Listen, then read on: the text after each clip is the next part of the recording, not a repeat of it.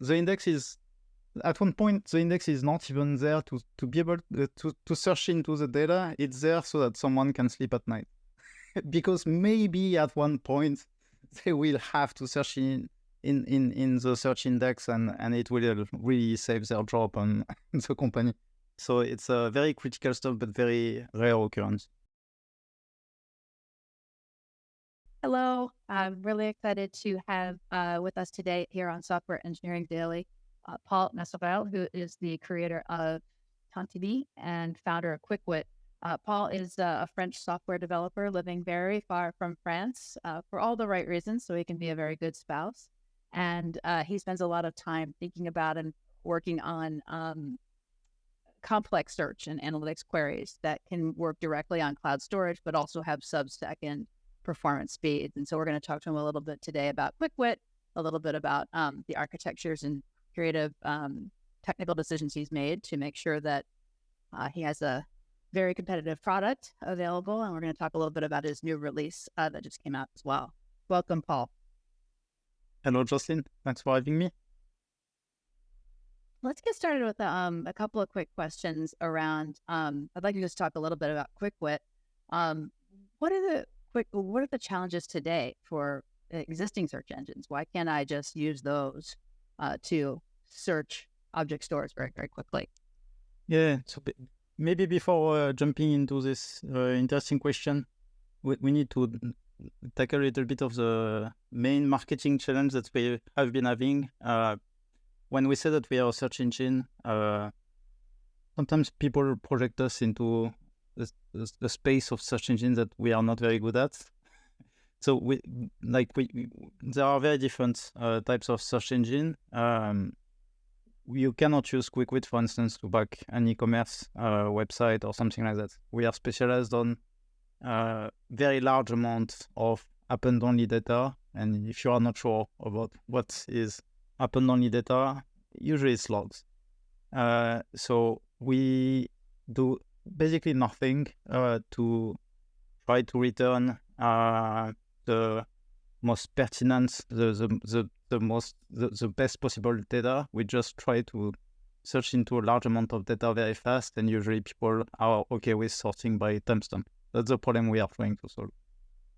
And then there are a lot of challenges associated to this. Usually the main one is evolving around decreasing the cost, because even the smallest startup today, if they're a little bit successful, they can end up with terabytes and terabytes of data. And just being able to search into that, it's really hard. And if you just try to brute force your way through this data, you will probably end up with a cloud bill that is much higher than what you can afford. The decreasing costs is a first challenge. And then you have some challenge about reliability and managing your cluster. So most solutions today, they will, if your cluster is a little bit big, you will probably notice that you end up having a team of DevOps and being in charge of the cluster, and it really feels like babysitting. I think it's okay if your search engine is the money maker. Like if it's a search engine that backs your e-commerce service, that's fine. But if it's for your logs, you really would rather have your team of engineers working on something else. Yeah, and then there are a bunch of sub challenges to that. So that would be our goals: diminishing cost and improving the manageability of your software, and then there are different challenges associated to it. Should we jump into those, or? Yeah, so the three things are specific to append-only data, cost containment, and cluster management are the areas that you're focused on. What are some of, I haven't talked about this in a while, but append-only data is a particular problem in working, right? And can you talk a little bit about why it is a particular problem? It's a very, very, very tough question. It's a super interesting question, but a very tough one. So I'll go for the simple answer in our case. So usually when you the way we store our data is we receive the logs and we produce pieces of the index and we upload that to Amazon S3. And it works great. Amazon S3 is really cheap. It's extremely reliable. You enjoy the 99999 replication, and everyone is happy. The trouble there is you cannot really modify this data. So it's like write one, read many. And so now let's think or write about once, how. write once. Yeah, exactly. And then so yes, then the trouble that you might have is let's say that someone comes and says, "Oh, I'd like to remove all of the documents that contain this token, or all of the documents associated to this tenant, typically, or this user." Like GDPR is asking us to remove all of the data associated to this user. So now, like by design, you have a physical constraint, which is those documents are in every single pieces of the index that you produced before. So you're asking to modify a large number of objects, basically.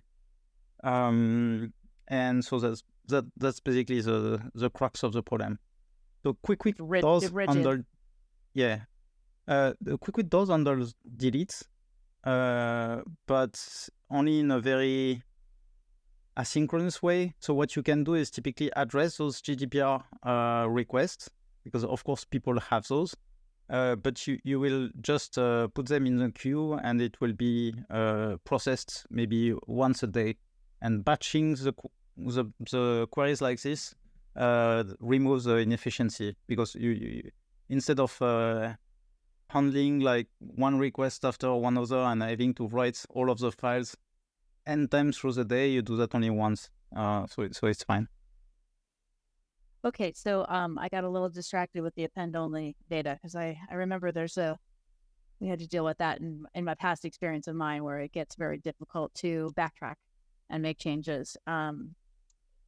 So I just appreciate you explaining that a little bit. But let me backtrack a little bit to the higher level, where you said, hey, you're focused on append only data as part of the core architectural decision that you've made of things that you're going to focus on. You've also said reducing cost and making it easier to manage your cluster. Do you want to talk a little bit about how Quickwit addresses each of these buckets? Yes, and I will also explain what the kind of problems that you have. Like there are some super fascinating technical problems associated to this. So usually in the realm where we are working, people have a super large amount of data and they do not search that much.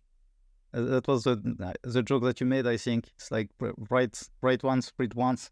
It's typically what we observe. So people can have 200 terabytes of data, and it's only one person searching them when they have an issue. The most extreme case would be people in the security realm. They want to index everything, all of the data that they have, keep it for 3 years, and it's only one person who, if they have some kind of security issue, needs to investigate the past and see what has possibly leaked and did they actually suffer from this security issue. And you're the expert here, but let me just plus one. That is such a common problem in large enterprises. It is a very common thing that you'll see massive amounts of logs and materials that it's particularly cyber's hanging on to in case they get one question. Yeah, exactly. And it's the index is, at one point, the index is not even there to be able to search into the data. It's there so that someone can sleep at night. Because maybe at one point they will have to search in the search index, and it will really save their job on the company. So it's a very critical stuff, but very rare occurrence. Back to the problem. So in this case, your cost is very different than if you were just trying to run your e-commerce website. Usually your cost will be mostly storage and indexing, just because you don't search that much. So now your challenge is, how can I index my data really fast?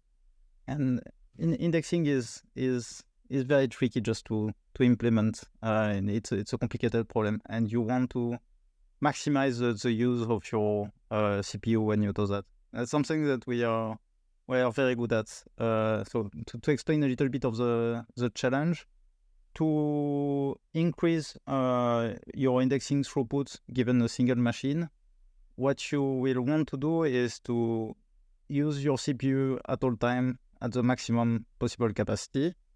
And it could be Lucene or it could be Tantivy. Usually the way it works is you will do some kind of batching. So you're not into your typical SQL database where there is a write date log and then after every single transaction, all of the data is made visible. What you do is that you accumulate data for, let's say, 30 seconds, and you produce an index artifact after 30 seconds. You upload that to, in our case, you upload that to S3, and then it's visible. And this batching unlocks a lot of the optimizations that you can do in indexing. But if you do that, you are kind of building. I'm a classical engineer at heart, but it feels like you are building some weird engine in the mechanical sense of the term. So it's like a cycle, right? You ingest data in, you crunch the data using your CPU, and then you write stuff to your disk, and you start again. But if you, in our case, we write stuff to the disk, we upload it to S3. What else do we do? We discuss with the metastore to tell the metastore, okay, the data is available.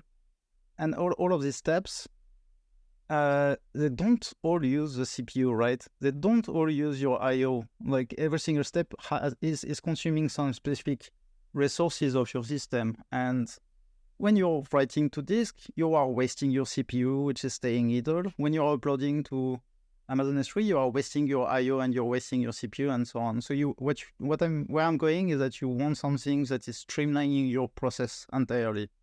So you need to have a nice little pipeline where you are indexing one batch and you are uploading the index split that is associated with the previous batch, and everything happens at the same time so that you are taking the best out of your hardware. And that's something that, yeah, we're pretty good at.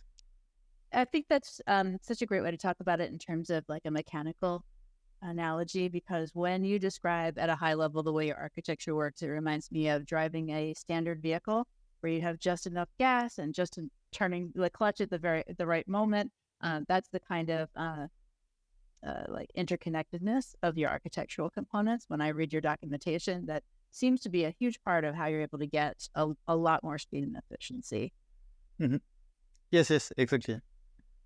Maybe we could talk through your architecture a little bit too, when you're sure. ready, because I think that's just something people would love to understand about Quickwit. I certainly found it really, I wouldn't say I understand it, but I found it very interesting when I read about it on your site.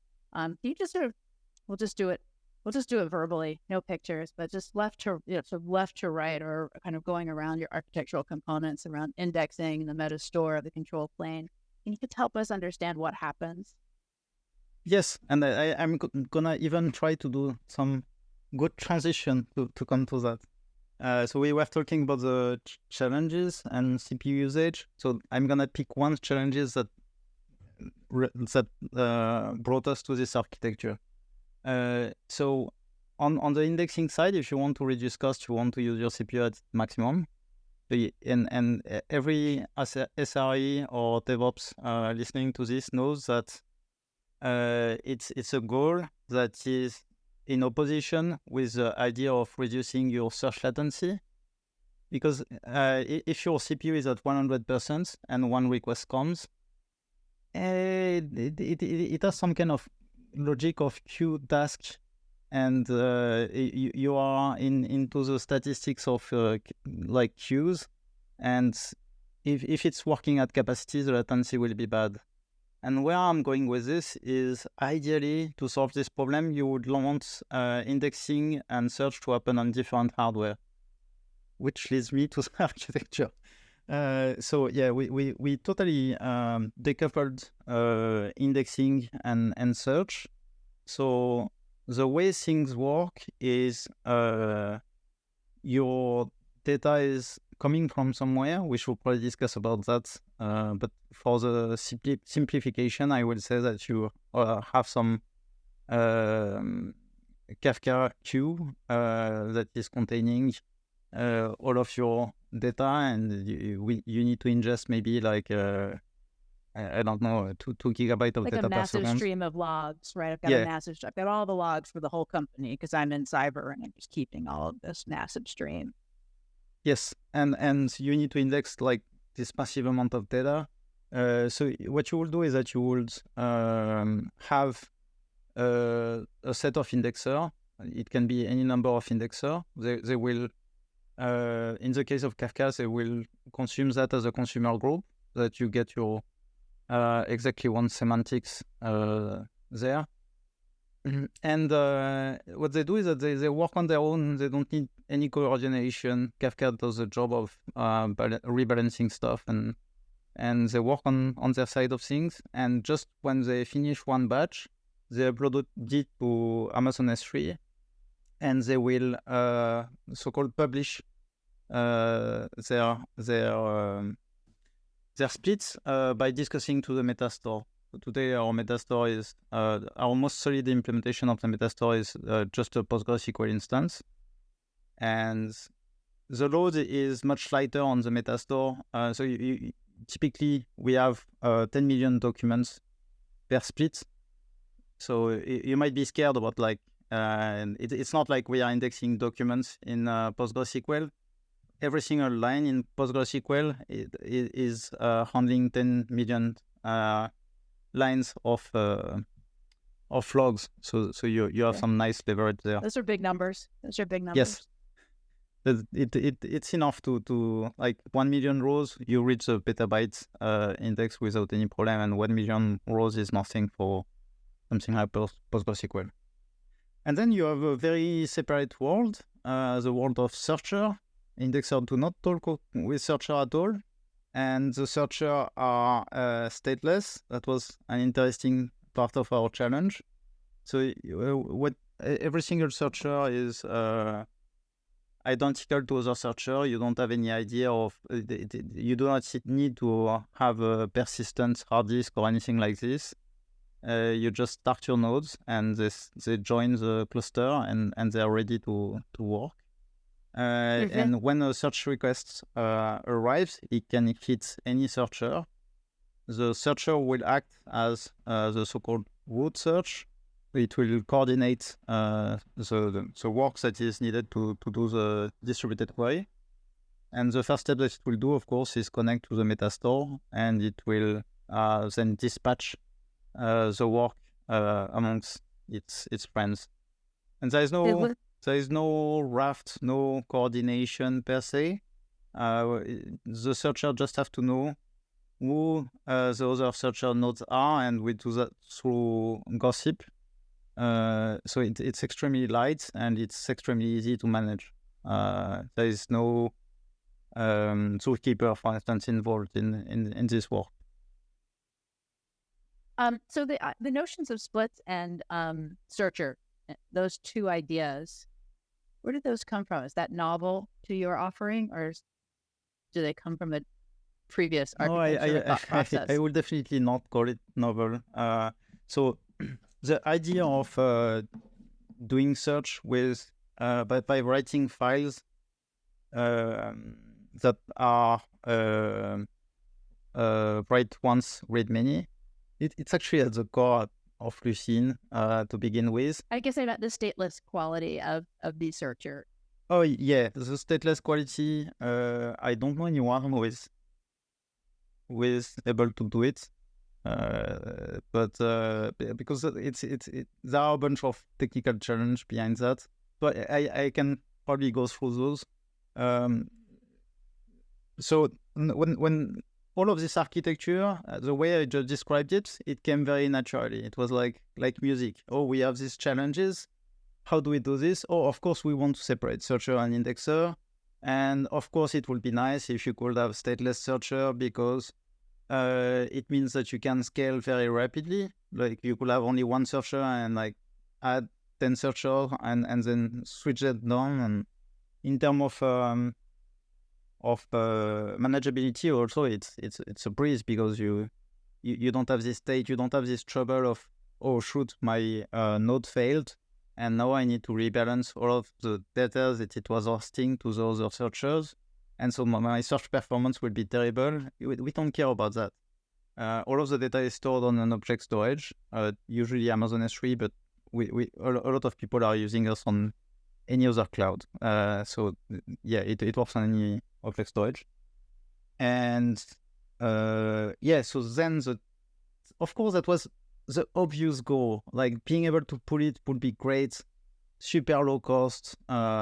Just to give you the figure, maybe you know that part, but storing 1 terabyte of data on Amazon S3, replicated, you don't care about anything, it only costs you $25 per terabyte. That's much cheaper than having it Significant. on your local SSDs and having to replicate yourself. So you don't have to pay this cost, like multiplied by 3 and the higher. So it's really brilliant. Yeah, right. Because I don't know if everyone knows this who's listening, but for low latency, there's often at least 3 copies. And durability as well. You want to be able to not lose your data if one node's crash, so you will have to copy it. Usually you have at least 2 copies and 3 if you actually like your data. So it piles up. It becomes really expensive, and so so that's what we wanted to do. But is that even possible? So the trouble there is Amazon S3 is slow, extremely slow. But I think it's very important to have the figure in mind. So when you try, you can actually read in the middle of a file in Amazon S3. You don't have to read the entire file. You can ask for a range of bytes. Asking for a range of bytes. So what the equivalent in a hard disk would be called a random seek. It has a latency of typically 70 milliseconds. So in search, when you start a search engine, because we are talking about stateless node, right? We assume that they don't know anything about the index when you start. When you start a search engine, usually it will look at a bunch of footer and read here and there on every single file in the index. And it takes a huge amount of read to do, and the footer will point to another part in the file. So you have some kind of chain of dependency of reads that makes it so that if you wanted to do that on Amazon S3, for your searcher to be ready to search, it would take 30 seconds or something like that. So it's absolutely impossible to do it the usual way, like the trivial way. So we had to deal with this problem of latency, and I will talk about the other problem, and then I will explain about the solution.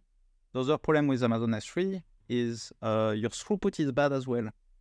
So the throughput is of about maybe 70 megabytes per second, and that's also very bad. So of course we use an inverted index, and it's a very nice way to reduce the amount of data that you have to read. It's extremely compact, but still 70 megabytes per second. To give an idea to people listening, it's so SSDs nowadays they can offer several gigabytes per second of throughput when you read. They're more expensive, but they are way faster. And in terms of latency, it really varies, but you can go below the millisecond with an SSD. And a spinning disk, like the ones that we used to have in our desktops, the one that makes a lot of noise, typically they were considering already very slow at the time, and the latency was 10 milliseconds, so 7 times faster than Amazon S3. So it's very challenging. We're trying to build. That's a great analogy. That's a good one. And the throughput is about the same. So we're trying to make that work, and it seems like a stupid challenge. But actually, we tackled it, so I can explain a little bit. So for the simple parts, the throughput is 70 megabytes per second, but it's possible to run as many reads as you want at the same time.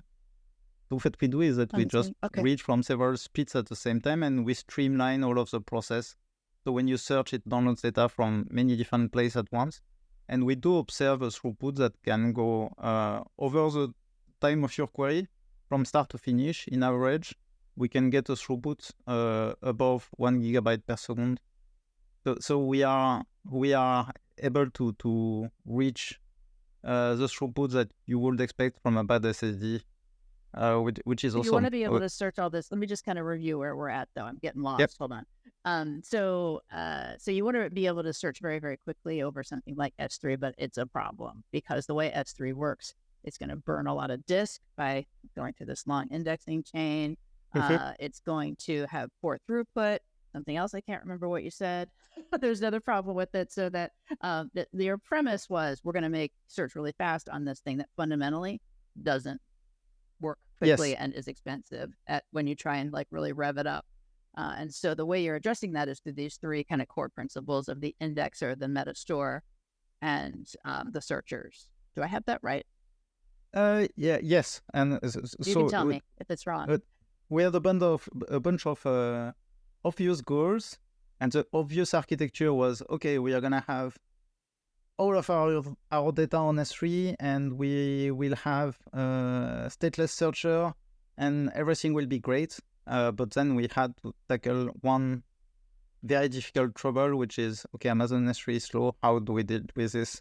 And that's where we are in the discussion right now. And so what does it mean being slow? Latency is bad, and throughput is bad. So throughput is bad. It's actually not exactly true. You just have to read from different parts at the same time. It's a very well-known issue, and then your throughput can be much, much better. You just need to reorganize the way you run your queries to be able to do the I/O all at once. And the CPU, you won't do that all at once because it will be terrible. You don't want to do that. The CPU doesn't like to change from one thread to another. So we just do our scheduling in a much smarter ways, and search engines that do not need to care about that. And then latency. Yep. You go ahead. So latency, it's another beast. So latency, 70 milliseconds is only a problem if you do a lot of hops. So if you have some kind of chain problem. So if for my query I need to read in one side, and then I need to go somewhere else, and then I need to go somewhere else, then you will have to pay 70 milliseconds multiplied by the number of hops that you have. So you need to resync your search to reduce the number of hops that you are doing. And we are able to do that in 4 hops today. So our critical chain is 4 hops, which means that in a sense, we will never be able to run a search query faster than 300 milliseconds. So I'm rounding, but so it's an interesting property that we have. We are very fast if you have a large amount of data. Like we can do sub-second search on several terabytes of data. But if you have only 1 gigabyte, we are the slowest search engine out there. I think I heard you say, I was looking at some materials you had shared before, and that's right. I didn't understand that before. Thank you for explaining that. Let me ask you a couple quick questions, because you've talked a lot about, you touched on indexing and querying. I'd like to ask you a few questions about that and kind of go into that a little bit more deeply. But before I do, what haven't I asked you about the product that I should have at this point, so that people understand the kinds of problems and challenges you're addressing? Great question. Haven't missed anything? We can move on.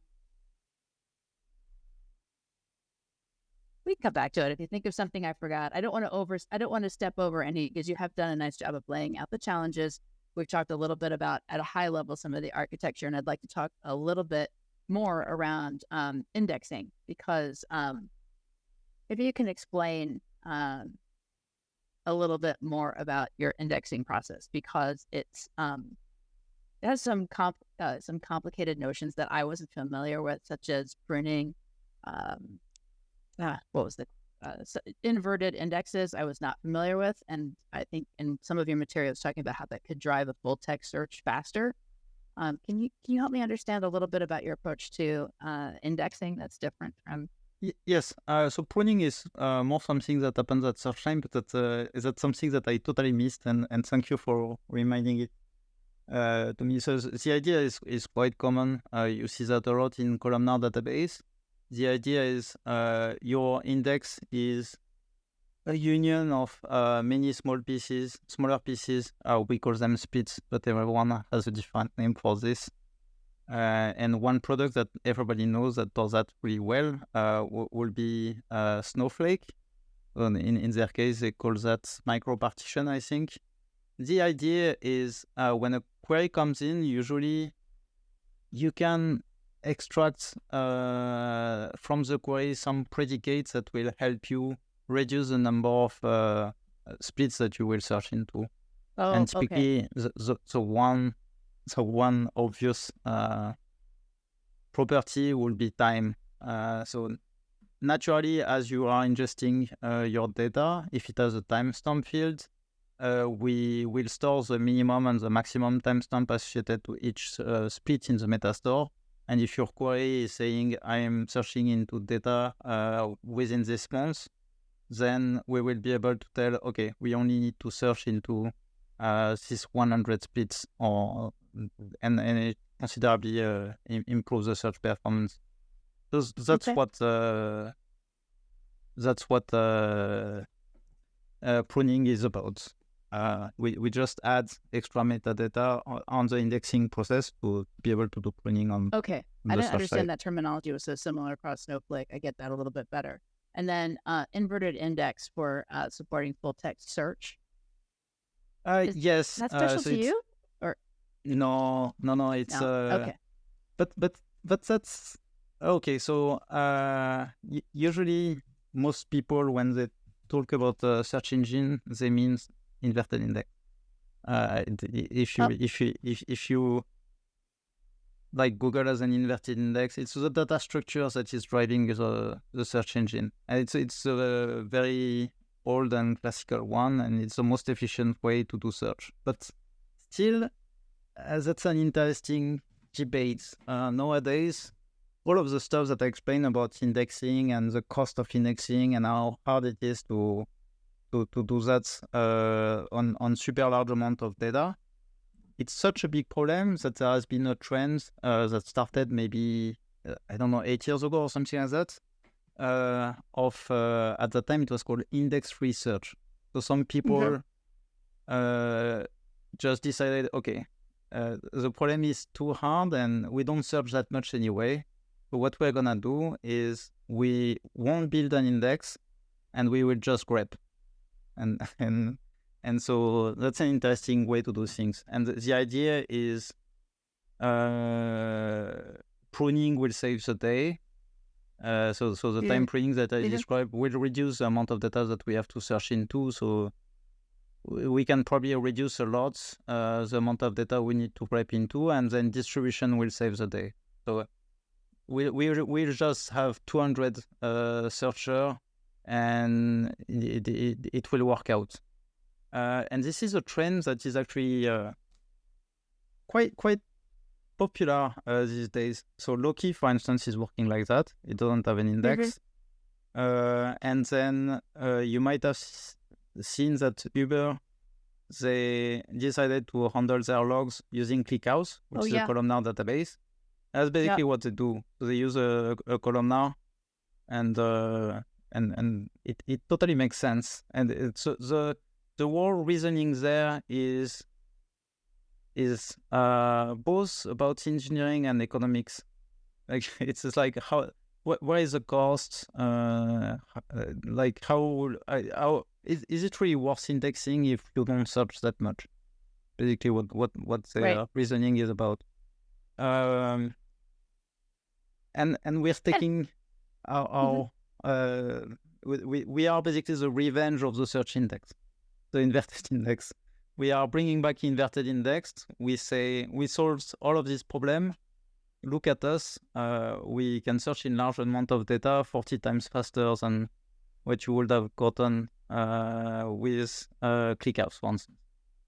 But interestingly, so ClickHouse is the fastest solution to do that today. And interestingly, one of our customers has trouble with searching data into ClickHouse. They do a lot of business analytics. So ClickHouse is absolutely brilliant at this. But search, they do scraping, and they simplified it greatly to be as fast as possible. It was too slow. So it's actually possible to use today Quickwit as a secondary index on ClickHouse. And so ClickHouse is enjoying... I was just going to ask you about some use cases. That's a great one. So that's one use case, but so this use case is unfortunately not that much replicated. Most people are not interested in this use case, so I don't usually talk a lot about it. But they're not. Why not? I feel like they should be. I agree. And so ClickHouse is enjoying like expensive SSDs, and we have just a very cheap, a few very cheap instances, and our data is on S3, and still plugging us makes search 40 times faster. So the message that I'm trying to put out there is, inverted index, they work really well. Yeah, that's some big news, but spend less money and get faster results. That might be your choice. Yeah. Do you think, like, just kind of, I do want to talk a little bit about use cases, because I think it's, we started out talking about logs and traces. Can you just share with us just business narrative of not telling us anything about your customers, obviously, that you don't want to share, but just at a high level, some business narrative about how Quickwit has kind of been used inside of a complex setup like you just described with ClickHouse. Yes. So when we started, for me and for Adrien, so we are 3 co-founders. I should have talked about my other co-founders as well. I'm going to ask more about that later, but that's good. So me and Adrien, it was our first startup. François has been working in different startups before, so he had more experience about this. But me and Adrien, we had to understand a little bit more about product market fit, like finding the right product positioning, stuff like that. And usually the startup playbook is you try to solve the problem and you discuss with your customers and you iterate and you find the right positioning for this. And ideally it should be like at first you should tackle a niche problem, like a specific problem as much as possible. We are basically trying to compete with Elastic, which is a product that does everything. and so unfortunately every single people we discussed with seem very different. There was no like emerging pattern of we have 30% or 70% of the people that want to do exactly this small use case. So we ended up chasing many rabbits at the same time. And I think it's so interesting that you mentioned that. We could do a whole separate show on that, because I think that that's the typical pattern. Talk to your customers, understand their pain. But this is for iterations of known solutions. You could iterate, we had this problem, we're going to make it a little better. When you're trying to do something really new, sometimes that doesn't work, right? It's tough because something new and something large scale, sometimes it doesn't quite work to just ask people what they want. Yeah, I suspect that the effect was coming from the fact that we were competing with Elastic. So if right. Elastic didn't exist, maybe it would have been much easier and much harder at the same time. So the existence of Elastics makes it so that the existence of product market fit, it's not even a question. Like Too much some other noise in the product system. There's exists. too much noise in the system. You can't see what the product market fit is when Yeah, Elastic is on exactly. the horizon. Exactly. But I've seen you on YouTube talk about Elastic and Lucene, right? And that you're a fan. So Yeah. why would people move off Elastic? Why would they? Why would they change? What's different now? So the Elastic does a lot of things. Like they will back up your blog search engine and your e-commerce search engine with 100 million products, and they will also back up your logs, and they will do your BI, and so will do Swiss Army knife. Swiss Army knife, right? Yeah, exactly. And so I guess that's the main reason we started Quickwit, is that we spotted that the architecture is good, but it's not good for append-only data. It's actually extremely bad for append-only data. So one very simple case where what they do is very bad is they do so-called document replication. So the way they replicate their data is that the ingested data is sent to different servers, and the work of indexing the data is done on every single replica. So just straight right there, they are doing 2 or 3 times more jobs than is necessary, and that's a lot of. That's a huge problem. So that would be an example, but there are many other examples. And so, yeah, we just like did some corner of the table computation, and we saw that it was possible to do something that was 10 times cheaper and faster for large amount of data. And so we went for that.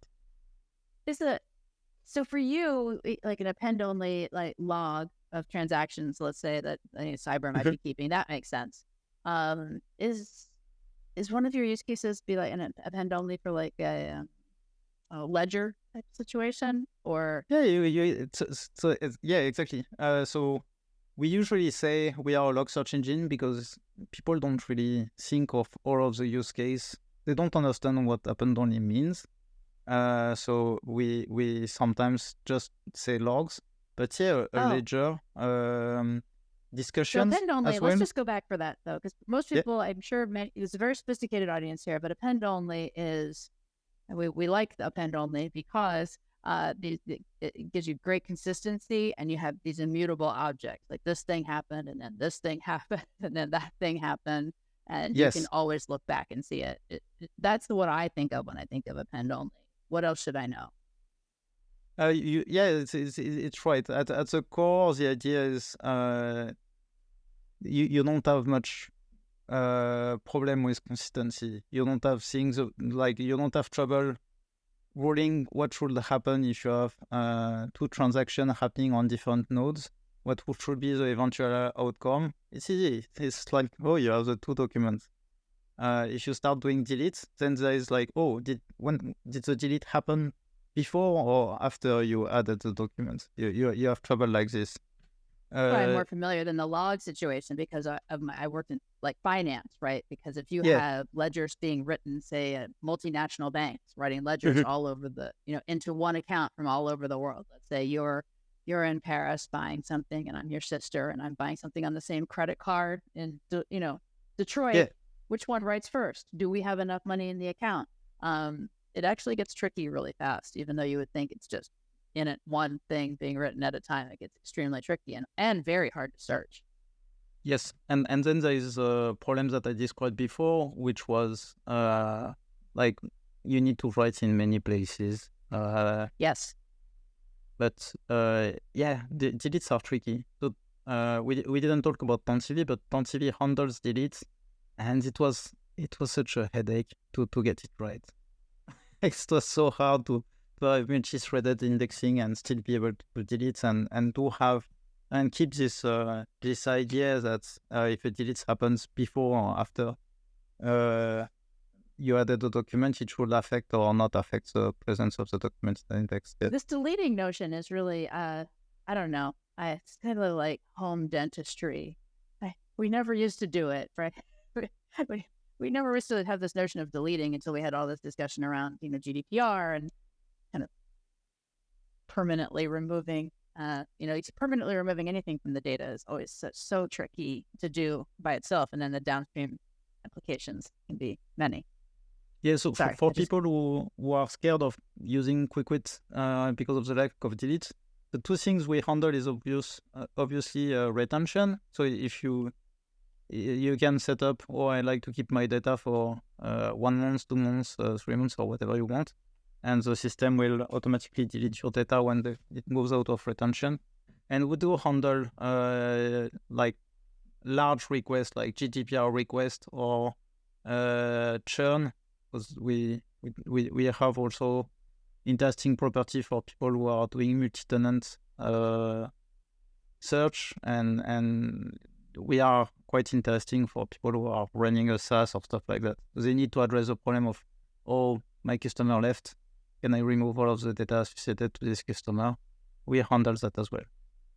And is that around like GDPR requirements for the most part? Or why else will we be deleting? So yeah, GDPR is one thing, and then we have this churn thing, which is another one. The churn is just, okay, they left. They probably want us not to keep their data.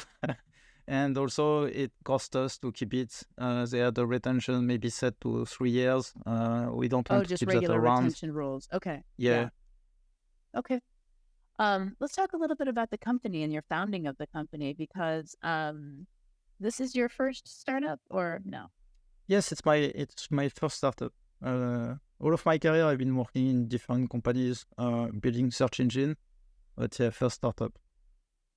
So yeah, I was. Tell me a little bit about your background before you founded Quickwit. Like, you have been very focused on search your whole career. What is it about search? Yes, it kind of happened randomly.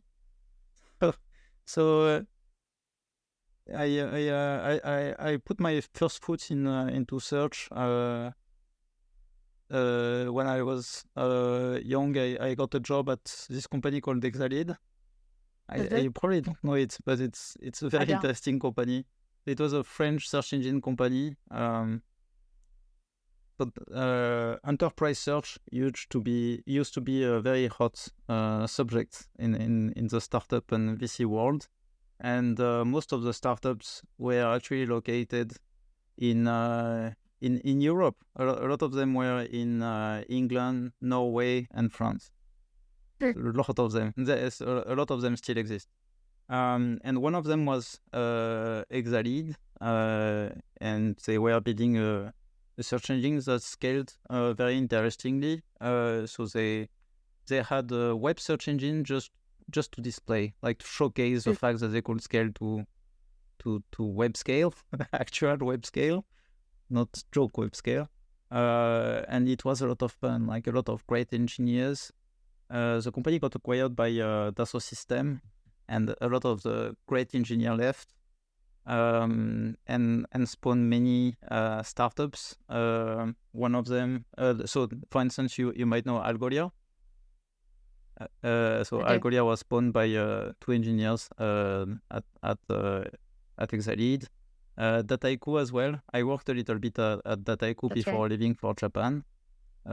Also a very, very strong unicorn. So yeah, a lot of startups got spawned out of Exalid. So I worked at Dataiku after that for a little bit, and my wife is Japanese, and she didn't like living in France. So she wanted to come back to Japan. So I kept on here on what kind of job opportunity would be in Japan. And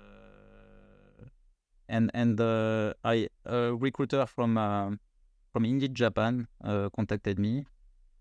What's funny is that he didn't know that I spoke Japanese. I didn't know that I studied in Japan. This was a pure coincidence. He was just looking for search engineers. I was like, Yeah, I might be interested actually. And so I went and worked at Indeed Japan, and then I moved to Google Japan in the search team in both cases. And That's and that's that's meant to be. That's like fate.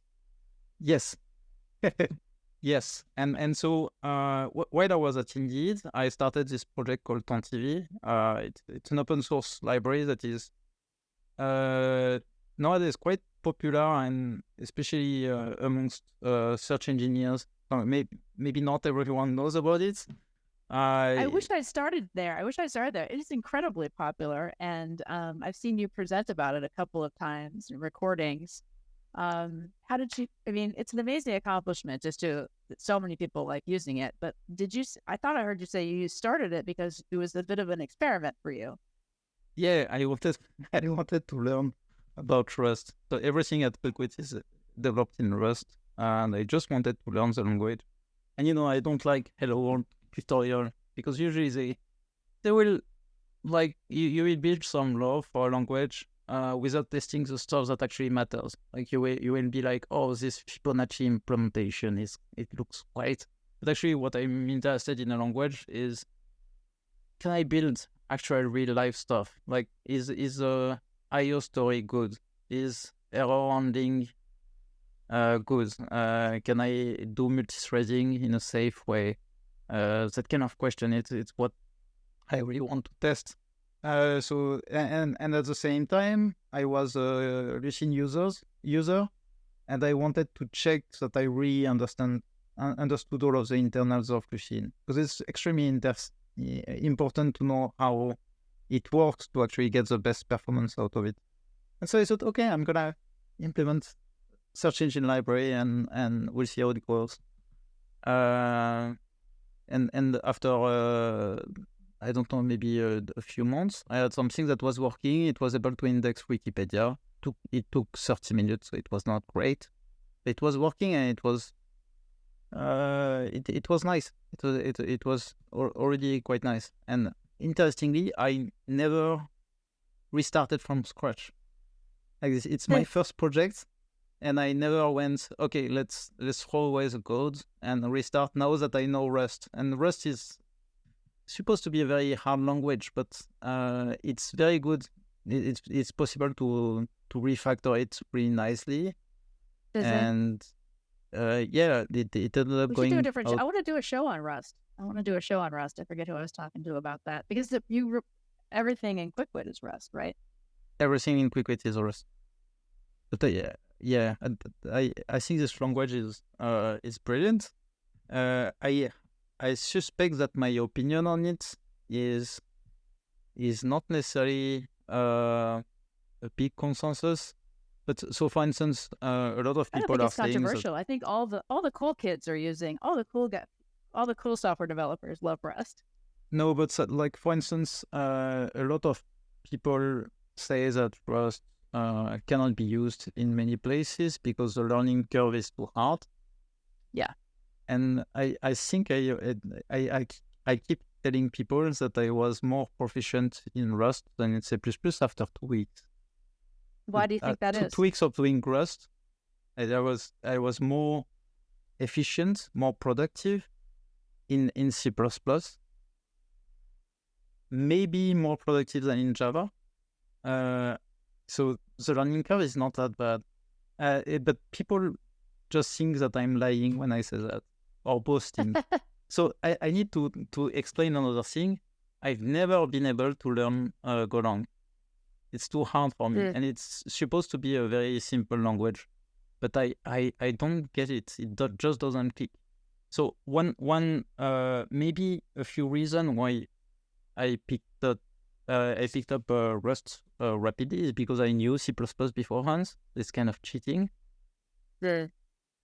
A friend of mine with a bit of a genius at learning languages. He studied in Japan at the same time as me. So I studied at the University of Tokyo. And he always had the worst possible advice to learn Japanese. For instance, he was like, okay, if you pick a class, just always try to put 1 or 2 levels above your current level. So if you are a beginner, just go for intermediate or expert, because anyway, after 1 month, you will be the best kid in the class. It's like, that's not an advice. It's only That's works just for like- you. It makes That's no like a sense. prescription. It's a prescription for heartache. It's just feeling bad about yourself. Yeah, exactly. And then the second advice that he had was, Japanese is relatively easy. So the trick is you learn Chinese first. It's like so I cannot like tell people the trick to learn Rust is to know C++ first, of course, because That's C++ right. is That's a tough. That's a extremely high bar. hard. That's a high bar. But I can advise people who are used to C++ to try Rust. They will see that it's not as hard as what they think. It's much, much simpler than learning C++ by the very, very high margin. That's a great. I like that piece of advice for people who've been using C++, and I also like the advice of creating a project that really helps you understand the inner workings of the entire system, rather than doing a hello world type of tutorial, which doesn't teach you as much and can be sort of tedious. Exactly. And that's good advice. And so I was mostly working in Java at that time. And Java, people are surprised when I say that. I like Java. I think it's a good language. It scales nicely. So if you have a huge team, the compiler is fast. The tooling is good. It's okay. But Rust it gives you this feeling of safety that is even higher than Java. So, for instance, you don't have any null pointer exception. You don't have trouble writing multi-threaded code. And Java is supposedly it's much better than C++ in that regard, but it's really hard actually. And I've seen so many people writing multi-threaded code in Java that was incorrect, and I don't know how they sleep at night. But it's very easy to write a lot of very mediocre code in Java that's not efficient. Yes, exactly. And I was supposedly a seasoned software engineer, but I was scared every single time I wrote multi-threaded code, because every single time I did, I had a bug, and I wouldn't discover it right away. It would take time, like the semantics behind a keyword like final. It's very complicated. Like it's really tricky. Rust removes all of this. You can write your code, put it in a box, in a small module, and you get this feeling of safety. You know that you won't have to reopen that box anytime soon, so you can focus on architecturing your code the right way. And then the big thing that I loved was performance, of course. So it's not just that the language is producing better bytecode. It's also that it's very easy for me to look at the assembly code generated by the most important function in Tantivy. And so I do that a lot. Like I use Godbolt a lot. And I can always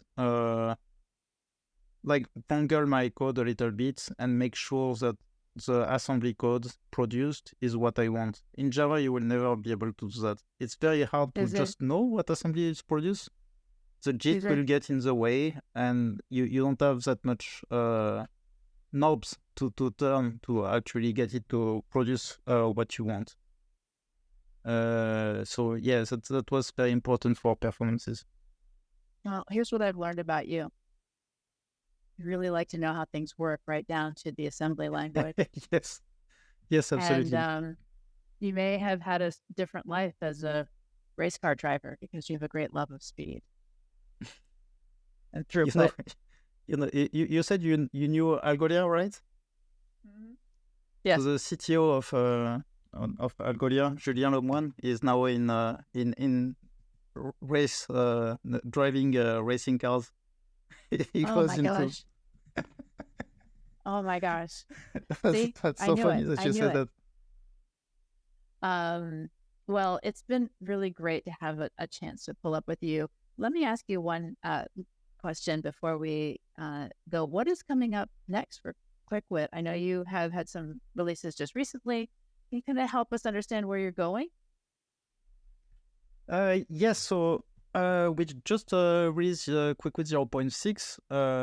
It completes a lot of the missing features for users who wants to use Quickwit as an open source project to index their logs and traces.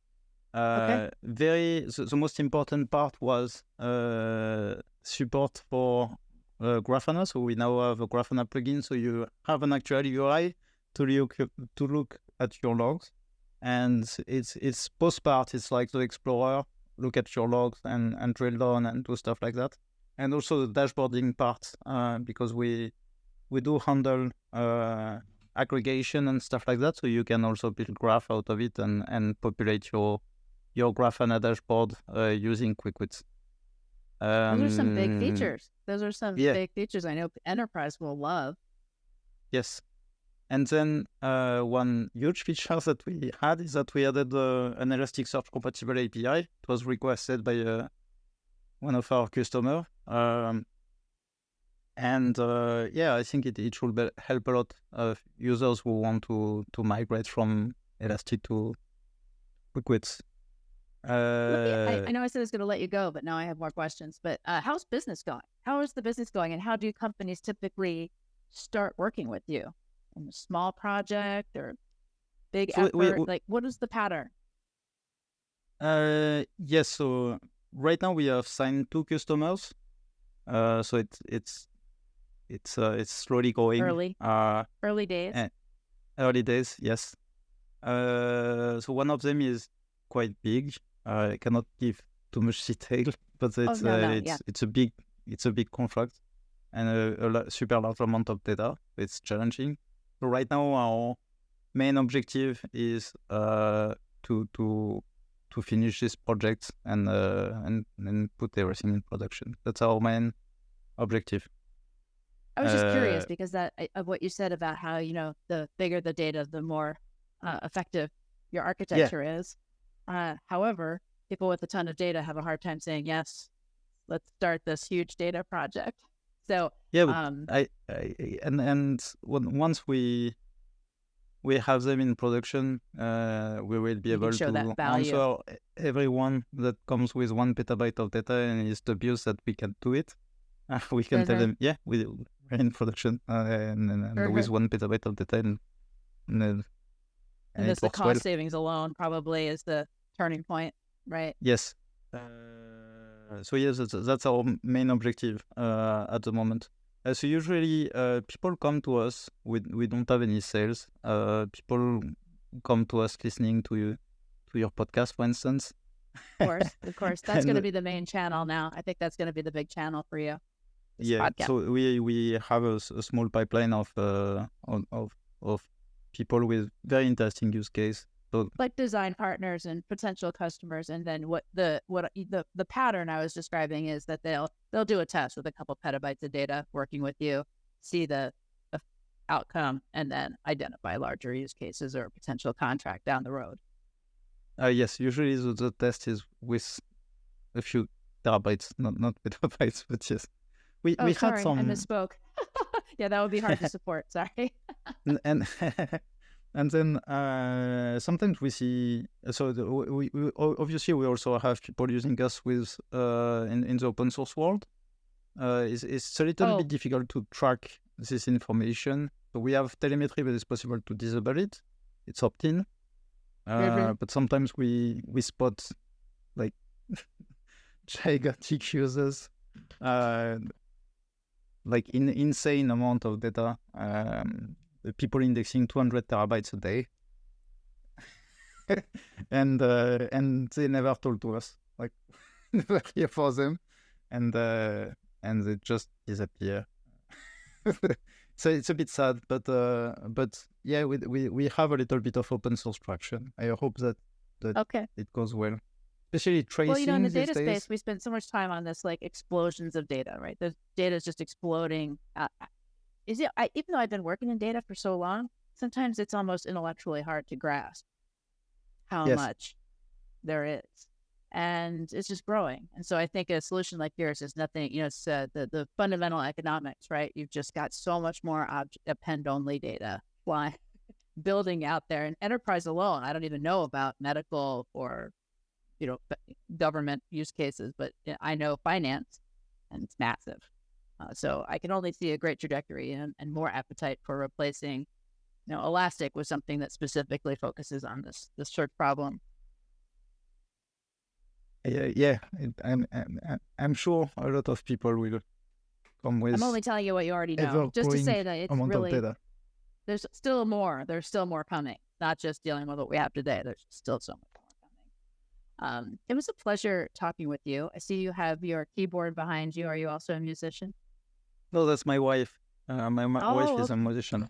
I have nice. My keyboard is there. Oh, good. Because I was gonna say, like, okay, there's Japanese and Rust and C++. That's enough things already for you to know. Somebody else does the music in the household. That's good. Well, thank you very much, and we look forward to maybe having you come back in a few months and let us know how it's going. Oh, I'd love to. If you do an episode about Rust or I'd love to. Would you help me with my dream of doing a show about Rust, even though I'm not a Rust developer? I feel like I can pull it off. Of course. It would be awesome. All right. Well, thank you so much. Thank you, Jose.